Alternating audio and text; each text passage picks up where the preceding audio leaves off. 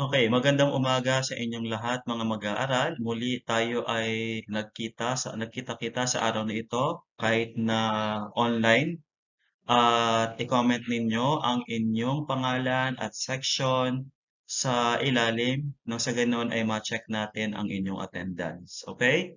Sa lahat ng manonood at nag-comment ay magkakaroon ng attendance. Okay?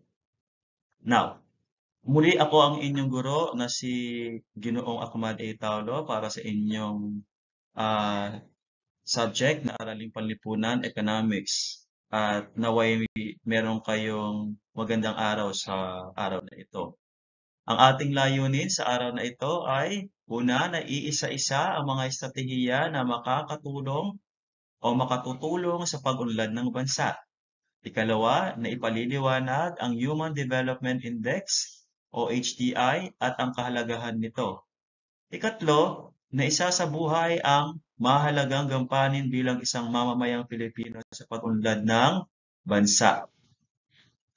Para sa paksa sa araw na ito ay ang iba't ibang gampanin ng mamamayang Pilipino upang makatulong sa pambansang kaunlaran. Para sa inyong gawain, isulat lamang ito sa inyong evaluation notebook at yan ay may karampatang puntos. Okay? Para sa ating aralin, ano-ano ang mga estratehiya na makakatulong sa pag-unlad ng bansa? So bilang isang Pilipino, ano kaya ang mga katangian na dapat nating taglayin? Nang sa ganon ay makatulong ito sa pag-unlad ng ating bansa. So mag-isip nga kayo kung ano ang mga ah, katangian o estratehiya na makakatulong sa pag-unlad ng bansa. Sige, bibigyan ko kayo ng 5 segundo. Yes, tama. So, ang una ay pagiging mapanagutan. Okay? So, sa ilalim ng mapanagutan, kailangan tayo o bilang isang mapanagutang Pilipino, tayo ay magbayad ng tamang buwis. Para saan ba ang pagbabayad ng buwis o tamang pagbabayad ng buwis? Tandaan natin na ang buwis ito ay ang lifeblood, okay? O dugo na nagpapadaloy sa mga iba't ibang gawaing ng ating pamahalaan, okay? Mga pampublikong serbisyo at proyekto. Again ha, ang mga halaga na makokolekta sa mga mamamayan ay makatutulong sa mga proyekto at serbisyong panlipunan tulad ng halimbawa, edukasyon. Meron kayong libreng edukasyon, pangkalusugan, okay? Mga pagpapagawa sa mga malalawak na daan, mga tulay, okay? Yan ay ginagamit, okay? Ang buwis na nakokolekta yan ay ginagamit sa mga nabanggit kong mga proyekto ng pamahalaan. Ikalawa sa pagiging mapanagutan ay makialam. Ito ay pakikipaglaban sa anumang animalya o korupsyon. Dapat alamin natin kung ano nga ba ang nangyayari sa mga perang ginagamit ng ating mga namamahala. Okay? Yung mga politicians, ah, mga iba't ibang sangay ng ating pamahalaan. Okay? Tama ba ang paggamit ng pondo? Okay? May anomalya bang nagaganap? Okay? So, dapat alam natin ang mga iyan sa lahat ng aspekto ng lipunan at pamamahala. Tandaan natin, tayong mga mamamayan ay kinakailangang magtaguyod ng mga kultura at pagiging tapat, pribado at pampublikong buhay. Okay? Tayo ay makialam, hindi yung nakikialam. Tayo ay makialam.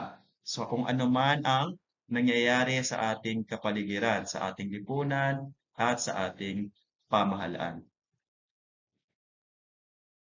Ikalawang estratehiya ay ang pagiging maabilidad. Paano natin maipapakita ang pagiging maabilidad? Nang sa ganun ay umunlad ang ating bansa o tayo mismo. Ang una ay bumuo o sumali sa kooperatiba. Okay? Tandaan natin ang kooperatiba ay nabuo o binuo dahil mayroon itong iisang hangarin. Okay? Ang pagsapi sa mga kooperatiba ay isang paraan upang makibahagi sa paglikha ng yaman ng bansa. Malinaw yan ha? Paglikha ng yaman ng bansa. Meron kasing iba't ibang mga kooperatiba. Merong kooperatiba para sa mga guro, para sa mga nagtitinda, merong kooperatiba para sa mga magsasaka, mangingisda, okay? At sila ay may iisang layunin at yan ay matulungan ang kanilang mga alin, mga miyembro na sa ganoon ay umangat sila sa buhay at makatulong na rin sa komunidad. Ang kooperatiba ay pagsasama-sama ng mga puhunan ng mga kasapi nito. Ang pagpapatakbo nito ay may paniniwala, okay, sa sama-samang pag-unlad. Gaya ng binanggit ko kanina, mayroon silang iisang layunin. Ikalawa sa pagiging maabilidad, okay, pagninegosyo. Okay, dapat madiskarte tayo. Diba? Meron ngang tanong na kumakalat ngayon sa social media. Diploma ba o diskarte? Diba? Of course, parehas kailangan yan. Ang magpapa-leverage sa sitwasyon ng tao ay ang pagkakaroon ng diploma. Okay? So, isa sa mga pagiging maabilidad ng mga tao ay ang pagninegosyo. Ang pagsisimula ng sariling negosyo kahit ikaw pa ay isang empleyado na o may trabaho ka na, okay, ay isang indikasyon na hindi lamang mananatiling trabahador ang mga mamamayan, kung hindi mga negosyante din, na siyang tunay na dapat kumokontrol sa kabuhayan ng bansa at hindi ang mga dayuhan. Kasi kalimitan, tingnan natin ang mga Chinese, di ba? Lahat sila ay nagninegosyo. Di ba? Pinapag-aral sila ng kanilang mga magulang. Okay? Pero at the end of the day, sila ang magmamanage na kanilang negosyo. Diba? So, mahalaga pa rin ang edukasyon. Dapat edukasyon o diploma plus negosyo. Ikatlong estratehiya ay pagiging makabansa. Ito ha, napakahalaga nito. Kailangan ay maisabuhay natin ang pagiging makabansa. Pilipinong makabansa, lalo na kayong mga kabataan. Paano natin maipapakita ito? Una, pakikilahok sa pamamahala ng bansa. Anong ibig sabihin nun? Ito ay ang aktibong pakikilahok sa mga aktibidad ng barangay, gobyernong lokal at pambansang pamahalaan. Kailangan natin makiisa sa mga pamangailangan o kinakailangan ng ating ah, pamahalaan o ng ating bayan. Okay? Nang sa ganon ay maging maunlad ang ating bansa. Ikalawa, sa pagiging makabansa, para maipakita na natin na tayo ay makabansa, ay tangkilikin ang mga produktong Pilipino. Okay? So, ang yaman ng bansa ay nakadepende sa pagbili at pagtangkilik ng mga produkto nito, hindi pagtangkilik sa mga ibang o dayuhang produkto. Okay? So, kailangan nating isipin mabuti na sa tuwing tayo ay bibili ng mga lokal na produkto, ay nakakatulong ito sa ating mga lokal na mga manggagawa, lokal na negosyante, okay? At ito ay makakatulong sa pag-unlad ng ating bansa. Kasi kalimitan sa mga Pilipino, dahil matagal na tayong nasakop ng mga dayuhan, ay nabuo itong colonial mentality, no? Sa mga Pilipino kung saan mas higit na tinatangkilik ang mga produktong dayuhan, which is hindi tama, okay? Hindi mali, okay? Maaari tayong bumili paminsan-minsan, okay? Wag lang sobra-sobra. Kung mayroong namang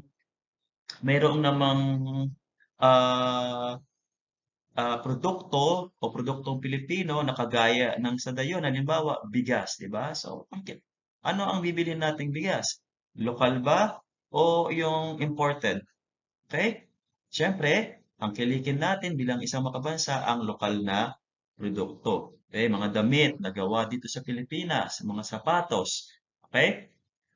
Dapat nating higit na suportahan ang mga sariling atin upang tayo ay makatulong sa pagpapaunlad ng bansa. At ikaapat sa mga estratehiya na makakatulong sa pag-unlad ng bansa ay ang pagiging maalam. So, paano tayo magiging maalam? Una, tamang pagboto, 'di ba? Kapag tayo ba ay bumoboto, inaalam ba nating mabuti kung sino ang mga tumatakbo sa isang posisyon? Inaalam ba natin kung ah, ano ang kanilang mga nagawa na? Ano ang kanilang background?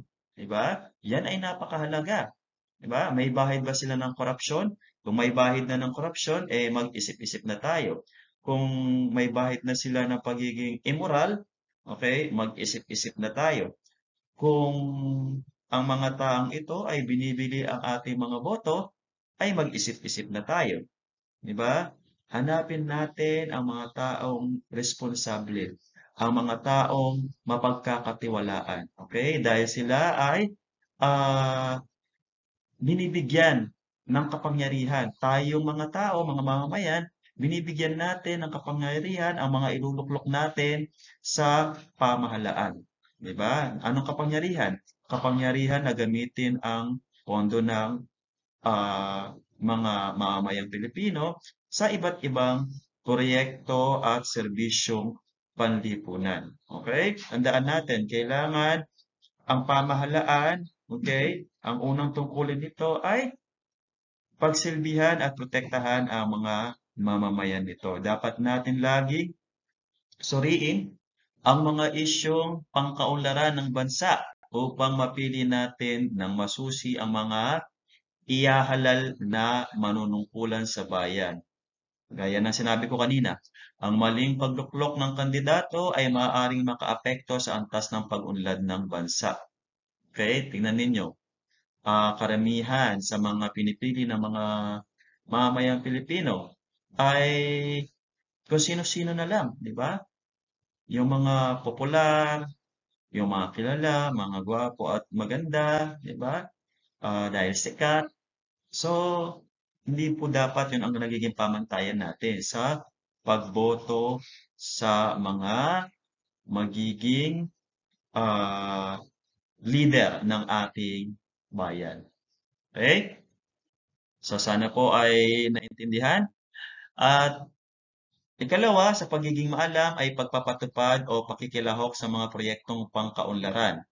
Okay? Hindi makakamit ng pamahalaan ang tagumpay kung mag-isa itong kikilos. So, kailangan tayong tumulong. Okay? Kailangan tayong makiisa sa mga proyektong pangkaunlaran na ipinapatupad ng ating pamahalaan.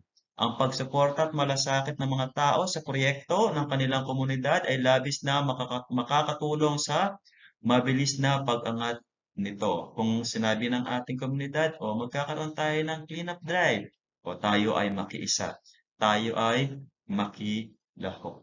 Liwanag po ba?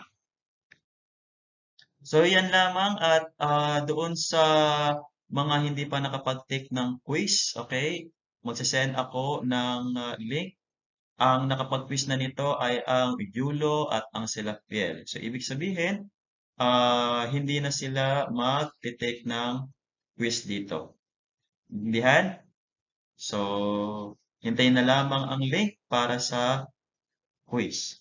Now, nais kong i-comment ninyo sa ilalim, okay? I-edit ninyo yung attendance ninyo, ilagay ninyo kung ano ang apat na estratehiya na makakatulong sa pag-unlad ng bansa. Yon ay 5 points. Okay? So, yun lamang. Kita-kita tayo. Paalam.